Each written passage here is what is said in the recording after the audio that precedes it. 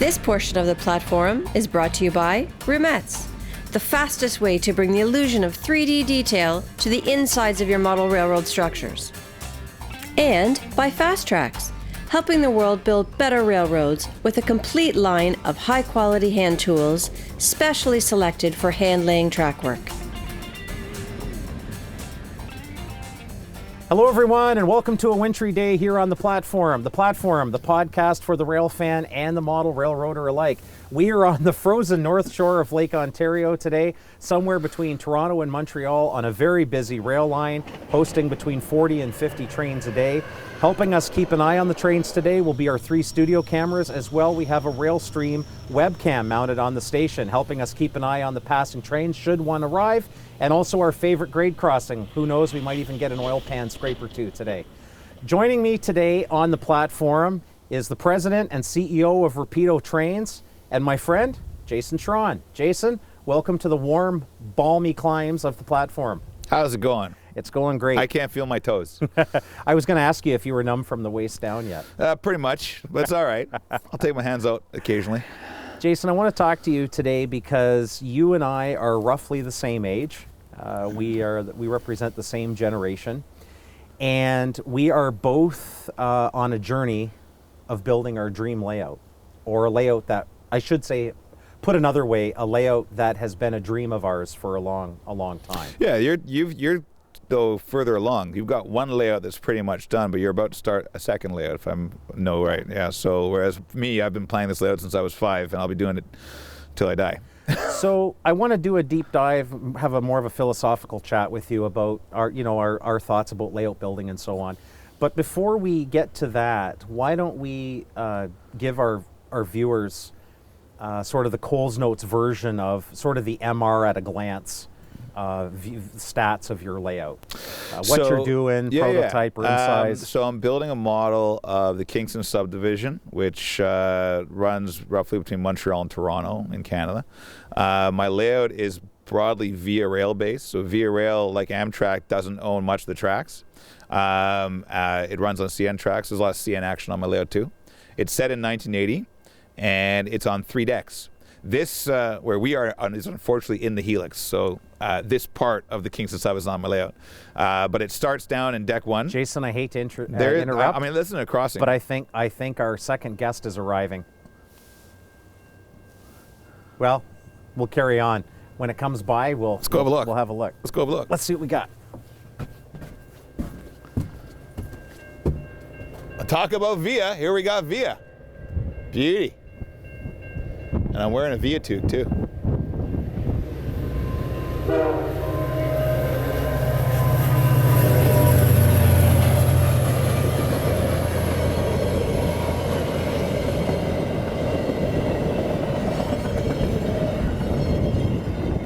F40, Nice. 6 coaches. 6 LRC cars. Beautiful. That's right. Do you know where I could get a model of an LRC? I have no idea. Nobody makes LRCs. Anyway. Oh, we were rudely interrupted by Via Rail. Just as I was talking about Via Rail. Yeah. So it's a triple deck layout. I actually had to smash through into my garage because I have a full-size Via Rail train car in the other part of my basement, so there's no room to build a model railroad. And while and I'm digressing, but while I was tearing through into my garage, I had a contractor breaking through the concrete, and the building inspector shows up, and he says, "What are you doing?" And I said, "I'm breaking through the garage so I can put a model railroad in here." He said, "You need a permit for that." I said, "Oh, how do I get one of those?" You got one in the car? He says, "Here's my card. Give me a call tomorrow." Okay, no problem. So the contractor comes and says, "Where's your stop work order?" My what? "Where's your stop work order?" "I don't have a stop work order." He said, "Call tomorrow." In 30 years, that's never happened. They always stop work. No, he said, "It was fine. I just got to put, Kingston and Brockville in my garage." And sure enough, the guy's a train fan. He was very excited. Really? Yeah. Oh, wow. And then I actually had to go to the Committee of Adjustment of the City of Vaughan.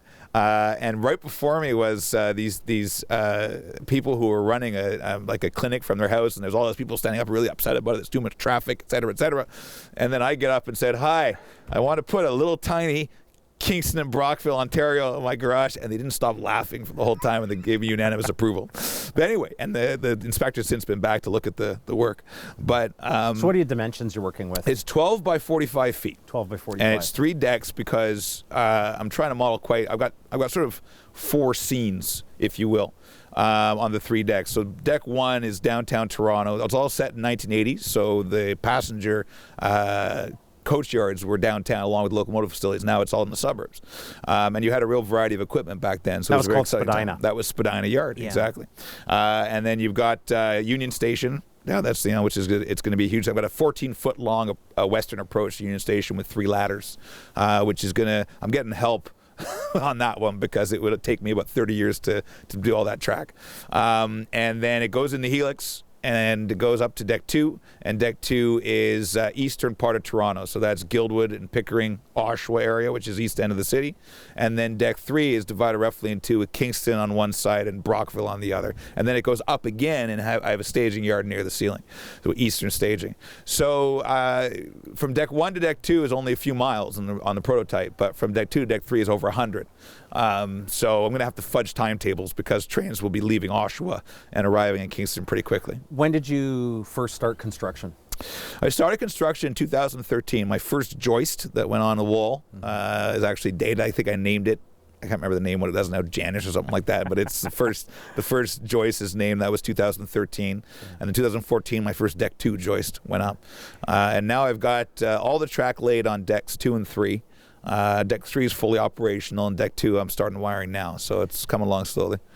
Walk me through the concept, the design concept, and sort of the thought process, the goals that you had in mind before you ever bought a piece of lumber for this thing. So I've been planning this layout since I was about 5. Right, because I've grown up going up and down this track here on the Kingston. So I was born in Montreal, which is that way, and I would move when I was 2 to Toronto, which is that way. And my first memory is actually of being on the train somewhere around here on the way back from Montreal when we first went back on the Turbo, my favorite train, the Via Rail Turbo train by United Aircraft. And I was on my way back right around here, and I wanted to go up to the Dome, and I in my mind, I was 2 years old. I couldn't remember the way. So I walked 6 feet, sat down, and started to cry. And then my father picked me up and took me to the Dome. My brother was already there. He used to look over the shoulder of the engineer. And so we started getting model trains when I was around that age, 4 or 5 years old. We started built a model railroad in the basement. The oval, a track, a Tyco set, a model power this, a life like that. But I would try and recreate Toronto, Montreal. So what I'd do is I would take the cardboard trains that I got from Via Rail, and I would take chassis of my model trains from Model Power, from Tyco, and I would tape the cardboard trains on so I could run the Rapido. Anything blue and yellow in my mind was a Rapido, or I could run the LRC. And one time I actually made a cardboard turbo and ran the cardboard turbo on the layout on an F7 chassis, right? I was going to say the cars. I could see a 40-foot Swift Reefer becoming. I don't. Becoming a absolutely. We all had a Swift Reefer. Everyone had Swift Reefer. Everyone had a Swift Reefer. Absolutely, and I had the log car and everything. I had that log loading set from Lifelike, which was fabulous. Automatic log. I had the. Did you have the bouncy crossing gates? Tyco. Everyone had that. I had the Tyco made this this stockyard. It was great. It was great. But anyway, so the layout started as a dream. The layout's been planned since I was a kid, and I tried a few times to build parts of it. In my 20s, I'd start, and it would go into nothing. Right, I'd build a couple of modules and then give up. And then finally, we were looking for a house back in the early 2000s, and looking for a house that I was looking for a basement, as most model railroaders know. I'm looking for a basement with a house on top of it, and I was looking for a place had a high enough ceiling to build the full-size Via coach, which I've been planning since I was about 8, and then the model railroad as well. I figured I'd fit the model railroad in, right, and realized pretty quickly I had to smash through the garage to do it. So the layout is really envisioned as a passenger layout. So the freight trains are they're neat, they're fun. There's place setters. Well, Brockville has a lot of freight switching in it, but that's really it. Only Brockville. The vast majority of the operation is passenger trains, and one of the things that a lot of people, when they see my layout, they sort of get an education. We chat when I can't really operate layout yet, but it's getting there. That passenger trains are interesting to operate if you design your layout to operate passenger trains. because passenger trains, if they're just running from station to station, are phenomenally boring. And often, I'd say 99% of layouts are freight-based, and passengers the eye candy, or it's the local, all the switching jobs would get out of the way for the Amtrak or the Canadian Pacific or the Great Northern Passenger Train just to fly through, maybe stop at a station. And as a passenger operator, I hate operating passenger trains on a freight layout. It's just boring. There's nothing to do. I like to do. Everyone loves the local turn, right? That's what's fun. Yeah. I want to go and I've got 6 cars and I got to switch it and do a switching puzzle and what have you. So the layout's designed from the start as a passenger layout. And the way that I did that was I chose Brockville for the simple reason that that's where there was a lot of passenger switching. Also freight, as I mentioned, so there's freight there as well. So there's passenger switching and freight switching in Brockville because the via trains would split and join together for Ottawa and Montreal. Have you allowed for significant real estate for the model of Brockville because of that operation? Yeah, so Brockville actually takes up an entire wall and is about 40 feet long for Brockville. Yeah. Similarly on Deck 1, Spadina is like that. That's where all the passenger switching happens. So Spadina Yard is a passenger coach yard, right? And it's very interesting how it worked back then. You had the locomotives were in the locomotive servicing area, the roundhouse, right? Big 30-some-odd stall roundhouse. And then you've got the coach yard. Then you've got the station. So you'd had all these S13 switchers would assemble the train, bring the cars to Union Station, and then the locomotive engineers would pick up the power at the roundhouse, and they would take the power to Union Station, couple it on, and head off either to east or west, right? And so I'm building a layout so there's a lot of real estate devoted to Spadina and Union, right? And it's the west end of Union because that's where all the movements happen between Spadina and Union. So the east end, it's like get down to 2 tracks as quickly as you can. There's no attempt at realism. But the west end, the prototype has 4 ladders. I've got 3 ladders. So you can actually have 4 simultaneous movements, and you'll need that. Because between 8 and 9 a.m. in 1980, there's like 30, 40 train movements between Union and Spadina. Now that you're into construction, 6 years or so into construction, do you find now that it's become a piece of reality in your basement and garage space that you allowed for passenger did you plan for proper passenger operations in terms of frog sizes on turnouts? 100%. I spent a year and a half doing the layout plan before I started construction. Because things change. They do. From concept to... They do. To reality. It's pretty awesome. There's so many trains here. It's really annoying. I'll tell you, Jason, we found that's really annoying, and I've talked to Barry Silverthorne, our director, about this. It's a terrible location to do a podcast about trains. It's so terrible. distracting. Well, we keep getting interrupted. It's terrible. So we might have to rethink this. I hear something coming. Let's go have a look. Yeah. Well, let's see. Hang on. What do we got? Oh, it's a freight train. Let's go have a look. Old Dash 8.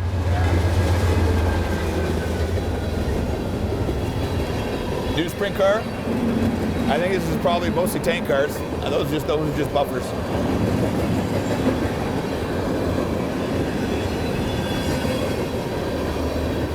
I love manifest freights. I find them so much more interesting than unit trains. Oh look, tank car.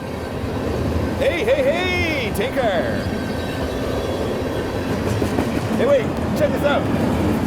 Tank car. Although interestingly enough, they're placarded differently. Some of them, they have different placards. It's not all the same lading. True. 1202, what's that? 1202. Well, it's a thermal car. 1203. 1789 hydrochloric acid. I cheated, that was on the car. Got some variety coming. Look at this. Ballast hoppers. Have I ever told you how much Oh, Burlington Northern. Hey, BN. Another BN. Beauty. DPU. Have I ever told you how much I like summer? Yeah, I have these cars. They can't work on my layout though. They're not too in new. 1980. You don't. They're too new. It's not 3800, is it?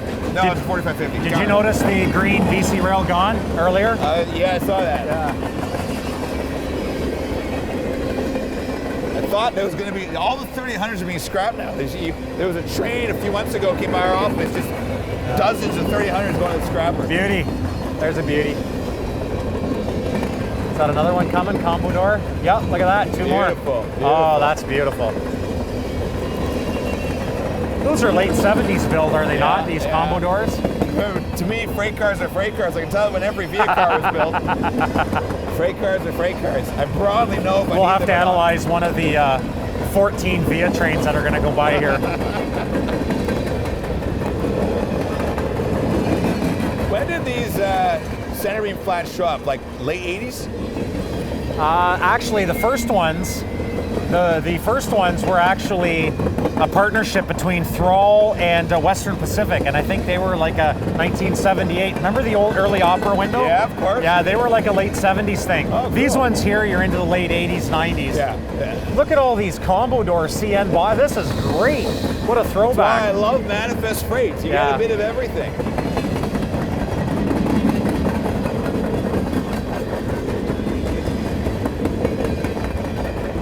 I don't think we'll see any big Elcos today. If we're lucky, though, we might see a couple of Yeah. 238s on a local. Or a van. All right. Beauty. So the important thing What an interruption. about passenger, if you're running for passenger, I've got number 8 is my minimum switch frog size on the main line. The minimum radius is 36 inches.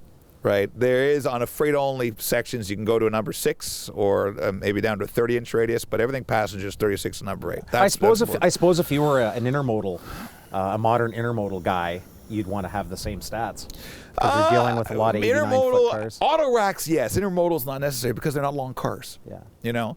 Well, some of them are. True. Some of those TTX flats are what, True. 80, 89 feet. That's true. something That's like true. that. Yeah. But so the important thing is like thinking, how am I going to operate this? And I really thought through deck 1, for example, with Spadina Yard. Everyone's going to get a clipboard, and the switcher job that's the most fun job because every Via train, they in the 1970s and 80s, early days of Via, you actually had these books that were published by Via and sent out to station staff called Consist and Marshalling of Trains. So you actually know what your base consist is for any train, right? So if you're modeling train 62 to Montreal, you know that you need a baggage car, a club galley, a day-nighter car for Club 52 service. You need coaches and a food service car with a microwave, like generally a 2500 series cafe bar lounge, right? And so you've got your base number that says if you've got, say, 1 to 5 cars, 1 unit, 6 to 9 cars, 2 units, 10, 12 cars, 3 units, et cetera, right? And so what you do is when operating the lower deck of my layout, I'm looking forward to this, is that the guy's he knows his base consist. He knows how many tickets have been sold. And he has to figure out, okay, how many cars do we need? How many coaches do I need? Whatever, right? And then he goes to the guy at Spadina and say, I'm going to need 2 units for this or 3 units. And the Spadina guy gets 3 units, and you could have RS-18 locomotives, 3100 series, very common. You can have A units, B units, etc., passenger locomotives. And then they'll get, so the guy who's taking the train actually has to get the units from Spadina Yard. And then the switcher crew gets the cars together. And then when we get to Union Station, there's going to be like a sealed envelope with incidents. Do you hear what I hear? It sounds like a Via. The man likes to walk. It's CN, it's the right. man likes to walk.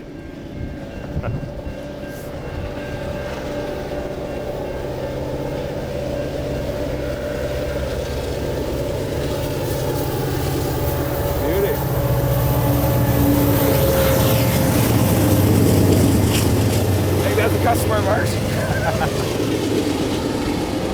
All right, get back.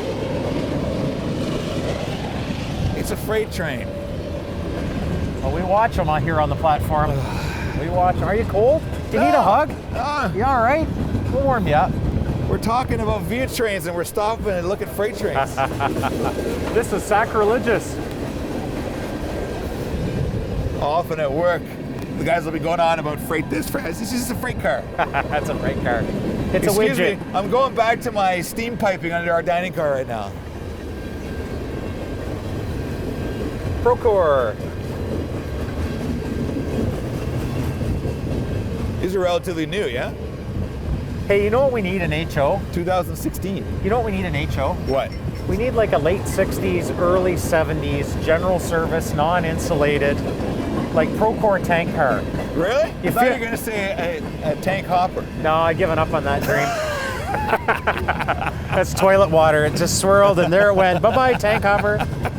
So now I'm on to the General Service Procore Well, you're going to need tank some car. new tank hoppers because next time I come to your house, I'm going to knock them over. You're coming over? We should talk about that. I was in Portage la Prairie, and the 1950s Gons that we did, sitting there. 3 Burlington Northern cars in a row. Beauty. It's all about the BN, baby. Couple of Canada Civic Hoppers. Do you put graffiti on your cars? Not in 1980. We're both modeling 80. We are. Not a lot of graffiti Now then. you're modeling warmer weather. I'm modeling this. Are you modeling winter? November, December. Okay. We should talk about that. That'll impact your scenery design for sure. Yeah. Trees, backdrop color, and Well, so on. I've already been working on that. Trees and backgrounds. Actually, there's a lot of pink. You don't realize it when looking at this. A lot of pink. There's a lot of pink. Yeah. A lot of And- diffused light. Exactly. Yeah. Exactly.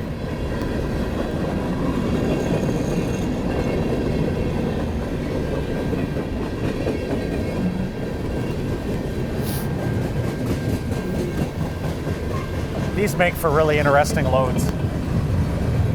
How do you do them in HO? You can use, there's like a floral wire you can use, or even just like a small electronics wire. Where Yeah. some guys will wrap it around a bolt, use the thread on a bolt, and then slide it off. There's different ways of doing it. Like anything, right? Skin the cat, there's This a is the thousand second ways. train in a row that had a whole bunch of tank cars, Tank in cars. a manifest train. Yeah, tank cars. You don't see old tank cars anymore, though. Not after Lac Megantic. Yeah, that's true.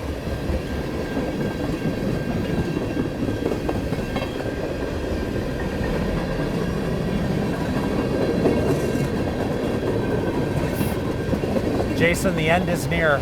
I hate to be the one to tell you, but the It's end is okay. near. You survive. I really love to see a 3800 in one of these trains. They're often used as barrier cars for tank trains on CP. They're using 3800 hoppers as buffers? Yeah. Oh, okay. Interesting. So anyway, when the guy on deck one, he gets to Spadina Yard, or gets to Union Station, and there's this clipboard, and there's a sealed envelope, and he opens up the sealed envelope, and it says, you're good to go to Montreal. Or it says, your cafe bar lounge is bad ordered. You need a food service car with a microwave now. All right, at that point, It's all about the microwave. You contact, well, that's what all their supplies are, right, on that car. And then they contact the yard. What do you got? I don't know. Skyline. Okay, we'll take it. What were and then you end up with a dome car on the train to Montreal. What were microwaves like in 1980? They were awesome. They were huge. they weren't that big. No? No. But they often had dials, and the door opened with a lever. We didn't have one until probably 90 or 89. We got In our ours house. in 85. 80. You remember the Well, I know. It's very because impressionable. if you I remember go our to microwave. So Rapido office has 2 kitchens. It has the regular kitchen and it has my kosher kitchen. Yeah. And the microwave is the one my parents got in In the kosher 1985. It's got fake wood paneling on the side. And it's about 75 watts, so it'll do soup in at least 40, 50 minutes. Yeah. So instead of having a Woody wagon, you had a Woody microwave. We had a Woody wagon too. Did you have a Woody 78 wagon? Caprice Classic, of Wow. course. Of course. That's a nice ride right there. It was a boat. Yeah.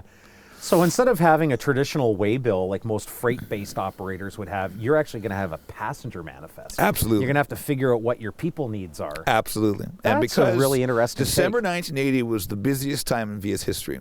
So, for example, after the fire of 1979, they only ran the turbo in the afternoon, right? So they had a Rapido in the morning, turbo in the afternoon. So in Christmas area 1980, they had turbos morning and afternoon, and every piece of equipment went on. I was riding the trains back then. I remember being on a Rapido, and we're in a 1954 built EM coach refurbished by Via, and we were in the Day-Nighters, which were refurbished in 71, 72. Very comfortable. My mother didn't. My brother and I were traveling by ourselves. My mother didn't want us going in coach. She didn't want us with the riffraff, right? Because then we had to go to the Cafe Bar Lounge. I didn't like that. She wanted to be served at her seat in Club 52, which of course my brother and I got our food at her seat, and then still went to the Cafe Bar Lounge car. And we'd always explore the train because at those days every car had different upholstery, different finishes, whatever. And we walk into like a 1937 balloon top, right? And It's got linoleum floors, open luggage racks. It's a mess. All right, and I remember how what was I, 7 at the time? So my brother says, okay, this is 4th class. I said, what? Well, the Club Deluxe, that's 1st class. We're in Club 52, that's 2nd class. Coach is 3rd class, and this is 4th class.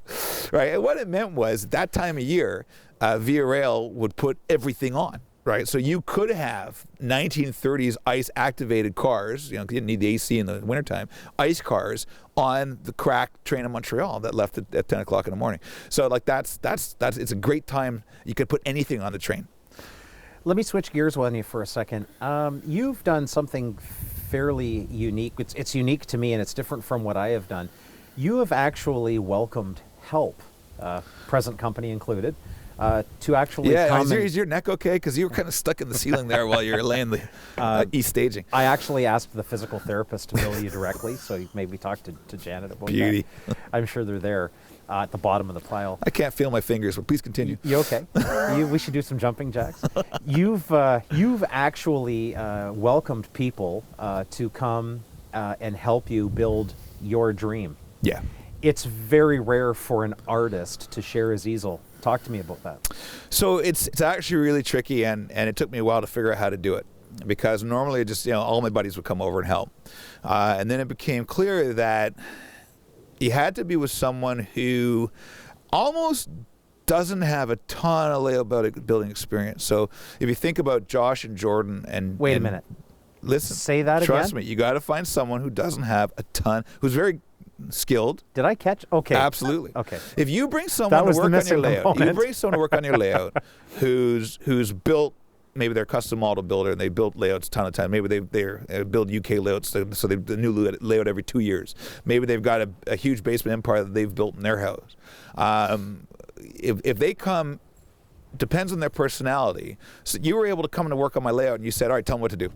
Right? And I don't think you'd ever laid EcoFlex before. I regret asking. Right, but you said tell them what to do, and you had the right attitude, because when you're entering someone else's layout room, you're entering in, like you say, their dream. Well, it's your what easel. They're building, their easel. You've handed me a brush. And so you have to come into it and say, I'm going to just do whatever the layout builder says I should do. I can give advice, but if the layout builder wants me to to put it down a turnout in a different way than I normally do it, that's the layout builder's choice. And Josh, Jordan, and Dan, well, Dan's got a lot of layout building experience, but Josh and Jordan less so.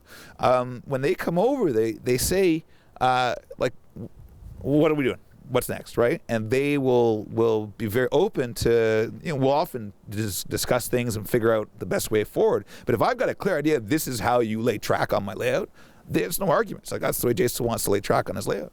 And it takes a certain type of personality. I had a guy, I won't call him a friend, I don't see him very much, who came work on a layout once, right? And he had his way of doing it. He was going to do it his way. He just did it his way. And I would ask him to, this is how I want you to do it. And okay, and he'd just go keep doing it his way. And 2 things. One, I've never asked him back to work on a layout. He's only been once. And the other thing was, it took me like 3 months, because we were working on bench work at the time. It took me 3 months to sort of undo, because bench work is key. When you're doing bench work, if it's not done just the way you want it, there could be some serious wibbles that show up afterwards. And with my bench work method is called the plywall method, where I have the walls plywood, and I build these joists that come off the wall with a little foot. And unless, like, the joist has to be hard against the wall, right? And if it's not hard against the wall, it can wibble a lot. Right, because the whole point is it's got this foot coming down, so there's a longer surface, it goes hard against the wall, and that stops it from wibbling. Yeah. So I was my friend John and I were adjusting that for months afterwards, trying to undo the damage. That there's one nice guy. He's a nice guy, but he had his way of doing it. So have the invitation for help to share your easel, we'll go with that analogy. Did you come to the realization that you and I aren't getting younger, there's gray coming in the beards, and dude, there's white coming in the beard now. I get the seniors discount at Shoppers Drug Mart. I'm 44. You were getting that 10 years ago. Did you come to the realization that, look, if I'm ever going to build this Toronto to Montreal layout, that I'm going to need more hands? Or is it more of a social time where, is it more of a cathartic thing to spend social time with your friends? Or is it a necessary evil in terms of, I just need more resources? So it's both. First of all, having a build session, especially because being the president of Rapido, I can talk to my buddies at Rapido when they're not too busy. Unfortunately, a lot of times they say, we can't come, we're too busy. You go build yourself. But so that's really nice. When the guys, we generally have a routine, we have lots of tea, fresh tea, and we go out for lunch together. I always, if guys are coming to work on my layout, I always cover lunch, and then we come back and we have 80s music playing on the phone, and we have a really nice time. It's a very, very, very nice groove. I do dig the 80s soundtrack. Yeah, it's good. That's it's good. really great. I can never show that on any of my videos online because you haven't got the rights to any of those songs, right? Well, I'll tell you, there's nothing like laying track in a staging yard in the position of the hunchback, listening to Huey Lewis in the news. If you're going to be hunched over, it's Huey Lewis. That was a lot of fun. So you need help. You need the hands. That's fun, but the biggest thing is I need help. Absolutely. Yes, you do. In a lot of ways. But most of that's just between me and my therapist. I'm not a doctor. No, I need, it's a big undertaking, especially as I'm not freelancing. So I've got to build accurate track layouts. I have to build accurate street scenes. So you have to look at that and say, oh, that's Brockville. That's the station. That's the former hotel that's now an apartment building. It's obvious. That's Perth Street. That's Brockville. Similar with Guildwood. And, I'll tell you, the tough thing is when you're trying to find photographs around Guildwood, no one's photographing Guildwood Station in the 70s and 80s. No one cared.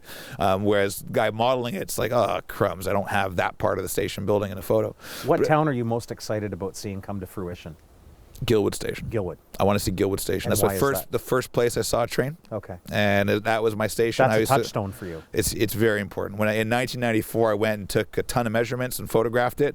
And either I'm missing some of the negative strips, or I didn't photograph the station. I've got every inch of the platform at Guildwood. I have all the whole shelters, I have everything. And I have measurements of the steps up on the platform too. When it comes to the station itself, I have 2 photos. Yeah. So now I'm drawing the station for a laser cutter. And crap, what does that look like? But anyway, about building this layout, I have anxiety a lot of the time that I'll never finish it. I think that, it really, when you're working on a lifelong project like this, there's a lot of people I know, they're uncomfortable with the idea of a lifelong project. People are concerned that things might happen to you, you might move. People always get shocked. You're never moving from here, are you? And I said, no, this is we bought this as our house forever. Mm-hmm. And they find that very uncomfortable because you should be hedging your bets, right? What if something better comes along, or what if you get sick, what if you can't walk, et cetera, et cetera. Well, that's a trope in our hobby that I'm tired of, is this whole, waiting for this glorious tomorrow to actually begin a build. And to take that move from collector to builder is a step too far for a lot of people. Yeah. And the thing that I admire and I respect about you is your calendar doesn't have a lot of blank space on it, yet you've actually made time to build your dream, because you realize that the difference, what's that saying? The difference between a dream and a goal is action, or a plan, or right. something like that. And you've taken your goal or your dream, and now it's become a goal to actually take real steps to start building this thing. Once this train goes by, I want to ask you, when we come back, how will you know that you've achieved your layout goal, and what is your ultimate goal in building this layout? Stop talking. All right, I'll stop talking. Oh, beauty. What do we got?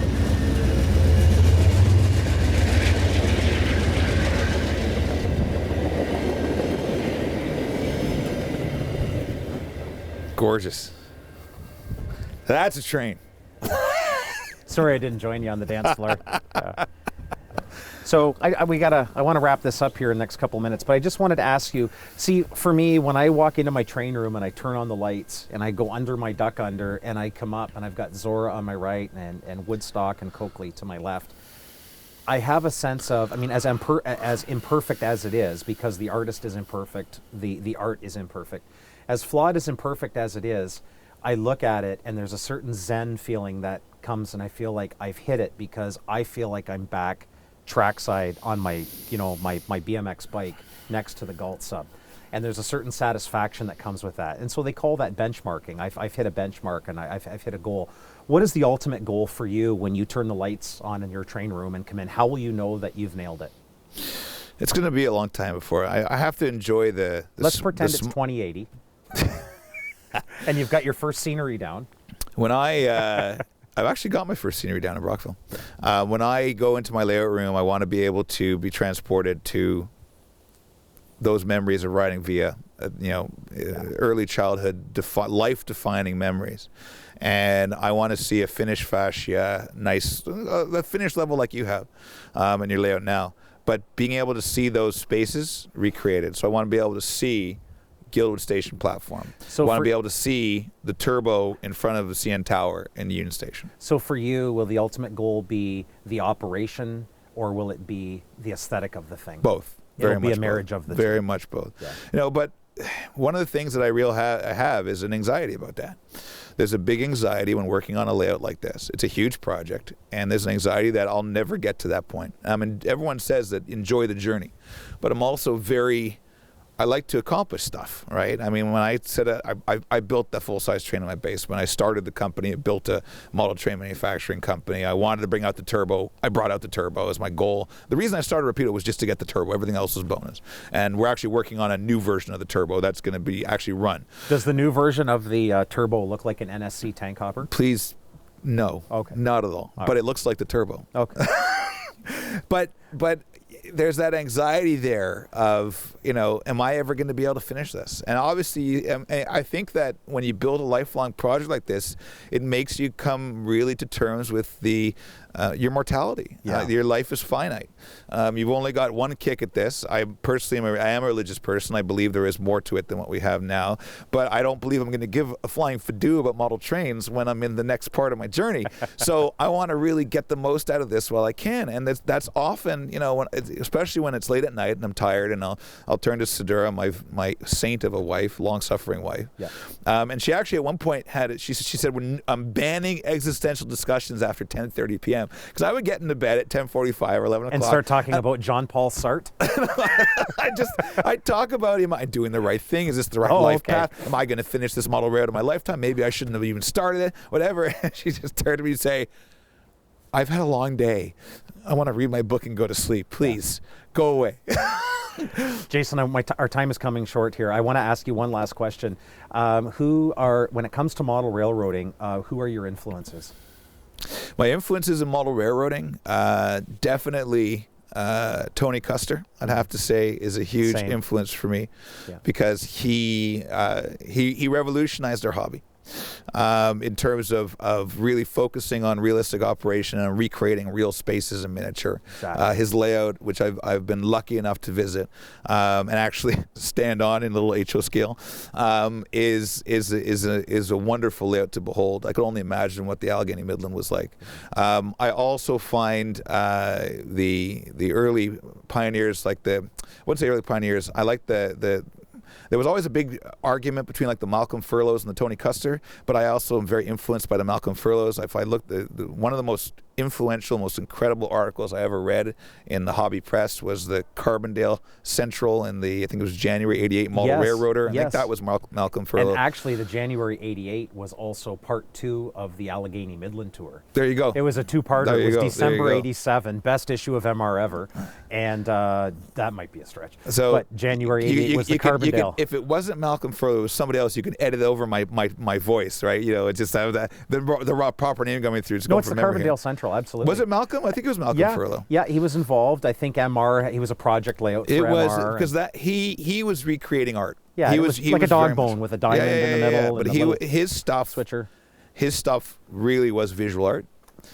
Still is. I mean, he's still modeling. It was very right brain. It's very right brain. Wonderful. And so my goal is to really marry the very scientific LDE, layout design element aspect of Tony Custer's modeling with the art of Malcolm Furlough's modeling. Put those together, and that to me is that's perfect. Jason, for those who want to follow along your layout build, where do we find you? The best place is actually Facebook, because it's much easier to update than a website. So facebook.com/KingstonSub. /KingstonSub. And then you'll be able to see I update it almost every day with something. Excellent.